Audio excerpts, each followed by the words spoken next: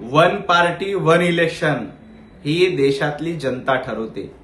देशातील जनता भारतीय जनता पार्टीच्या सोबत आहे. भारतीय जनता पार्टीला बहुसंख्यानं नागरिक मतदान देतात. तुमची पार्टी संपली त्याकडे लक्ष द्या. काँग्रेस पार्टी संपत आली आहे. भारतीय जनता पार्टी का टिकून राहिली? कारण आम्ही सातत्यानं लोकांमध्ये असतो.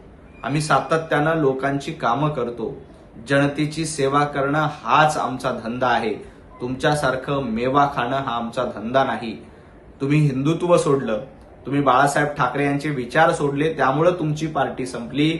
तर भारतीय जनता पार्टी ही जनतेच्या सोबत आहे. जनतेची कामं करते, हिंदुत्ववादाचा अजेंडा राबवते, विकासाची कामं करते. म्हणून भारतीय जनता पार्टीला लोक निवडून देतात. तुमचा पक्ष संपत आलाय, तुमच्या पक्षाचं अस्तित्व संपलंय, त्यामुळे तुम्ही भारतीय जनता पार्टीवर टीका करत असाल तर लक्षात ठेवा, महाराष्ट्रातील जनता आणि देशातील जनता तुमची पार्टी आणखी किंचित आणि वंचित केल्याशिवाय राहणार नाही. भारतामध्ये राष्ट्राध्यक्ष पद्धत येणार अशी एक नवी अफवा संजय राऊतांच्या माध्यमातून सोडवली जाते. संजय राऊत, तुम्ही देशाची चिंता करू नका. पंतप्रधान नरेंद्र मोदीजी हे देशाला पुढे घेऊन जातात. कुठेही भारताच्या संविधानामध्ये बदल होणार नाही. कुठेही भारतामध्ये राष्ट्राध्यक्ष पद्धत अवलंबली जाणार नाही.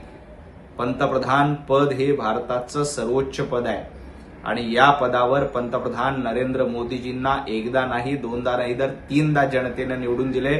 2029ला देखील मोदीजी पुन्हा पंतप्रधान होतील. तुम्ही राहुल गांधींना पंतप्रधान करण्याचं स्वप्न बघताय, परंतु मुंगेरी लाल के हसीन सपने कधीही पूर्ण होणार नाहीत. हे संजय राऊतांनी लक्षात घ्यावा.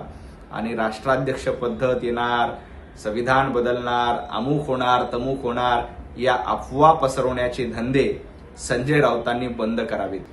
एक देश एक निवडणूक हा फक्त भारतीय जनता पार्टीचा अजेंडा नाही, तर 140 कोटी जनतेच्या मनातला अजेंडा आहे. आणि संविधानाची भाषा संजय राऊतांनी करू नये. ज्या काँग्रेसनं आणीबाणी लादली, संविधानाची हत्या केली, त्या काँग्रेसच्या मांडीला मांडी लावून तुम्ही बसलात. संविधानाची हत्या करणारे, महामानव डॉक्टर बाबासाहेब आंबेडकरांचा पराभव करणारे काँग्रेसचे लोक होते. हे संजय राऊत तुम्ही विसरलात, परंतु देशातली जनता विसरलेली नाही. संविधान बदलणार या फेक नरेटिव्हच्या माध्यमातून तुम्ही लोकसभा जिंकली आणि आता पुन्हा एकदा संविधान बदलणार अशी आरोळी ठोकतायत. परंतु या देशातील जनतेला माहित आहे, संविधानाचं रक्षण करण्याचं काम हे पंतप्रधान नरेंद्र मोदीजी, देवेंद्रजी फडणवीस आणि भारतीय जनता पार्टी करते. एक देश एक निवडणूक हा अजेंडा आमचा आहे, हा अजेंडा देशाचा आहे. आणि या अजेंडामुळे संजय राऊत तुमचं दुकान बंद होणार आहे. त्यामुळं 140 कोटी जनतेचा याला विरोध नाही, फक्त तुमच्यासारख्या दुकानदारांचा याला विरोध आहे. महामानव डॉक्टर बाबासाहेब आंबेडकर यांना अभिप्रेत असलेल्या घटनेनुसार वन नेशन वन इलेक्शन हा अजेंडा आम्ही पूर्ण करू. महसूल मंत्री चंद्रशेखर बावनकुळे अतिशय उत्तम काम करतायत आणि त्यांचं कौतुक केल्याबद्दल संजय राऊतांचे मनापासून धन्यवाद.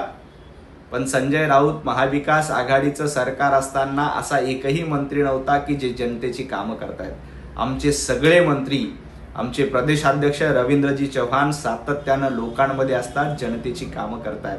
परंतु तुमच्याकडे असा एकही माणूस नाही की जी लोकांची कामं करतो, जनतेची कामं करतो. बावनकुळे साहेब मुख्यमंत्री होणार अशा भविष्यवाणी आता संजय राऊत सांगायला लागलेत. पण संजय राऊत, एक लक्षात घ्या, भारतीय जनता पार्टी ही कार्यकर्त्यांची पार्टी आहे. तुमच्यासारखं घराणेशाही, तुमच्यासारखं उद्धवजी ठाकरे, आदित्य ठाकरे, मग आदित्य ठाकरे झाले की तेजस ठाकरे, असं भारतीय जनता पार्टीमध्ये ठरत नाही. आणि 2029 पर्यंत देवेंद्रजी फडणवीसच मुख्यमंत्री राहणार, हे संजय राऊतांनी लक्षात ठेवावं. बावनकुळे साहेबांचं कौतुक केल्याबद्दल संजय राऊतांचे मनापासून आभार. कारण असे मंत्री आमच्याकडे आहेत जी लोकांची कामं करतात.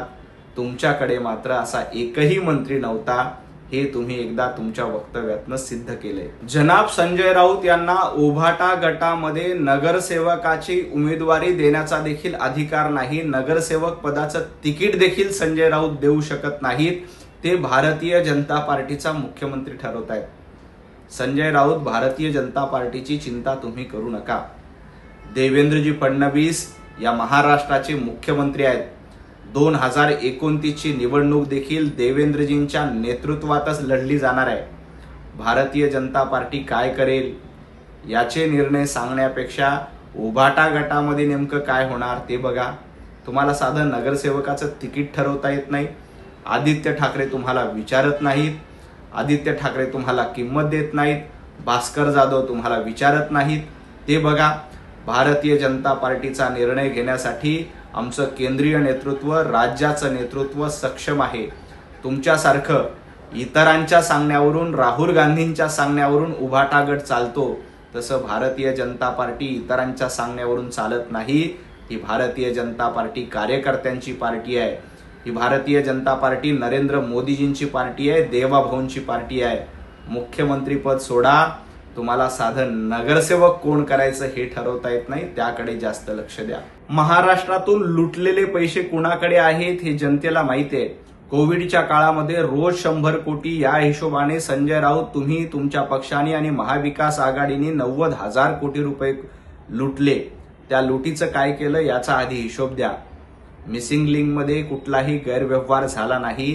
तुमचा पक्ष मिसिंग झालाय, त्याच्याकडे लक्ष द्या.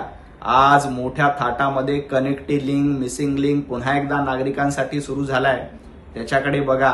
काल देवेंद्रजी फडणवीस यांनी कनेक्टिंग लिंकवरनं प्रवास केला. सुसाटपणे नागरिकांच्या गाड्या देखील जात आहेत. परंतु संजय राऊत, तुमचा अजेंडा मिसिंग झालाय, तुमचा पक्ष मिसिंग झालाय. आता स्वतः संजय राऊत मिसिंग होण्याची वेळ आली आहे. अशी अवस्था उभाटा गटामध्ये झाली आहे. पैसे घेऊन माणसं फोडता येत नाहीत. पैसे घेऊन नगरसेवक विकत घेता येत नाहीत. माणसं टिकवण्यासाठी प्रेम, आपुलकी लागते, पैसा लागत नाही.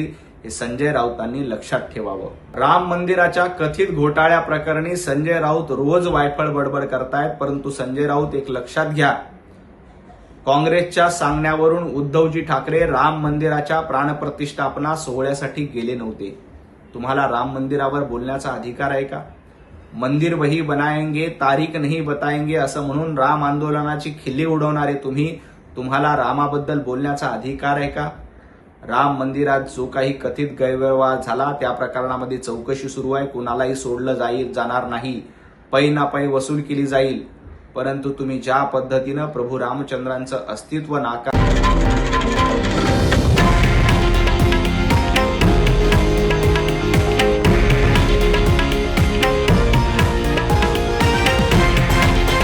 हे आहे देशातील नंबर 1 न्यूज नेटवर्क आणि आपण पाहत आहात TV9 मराठी, एकमेव.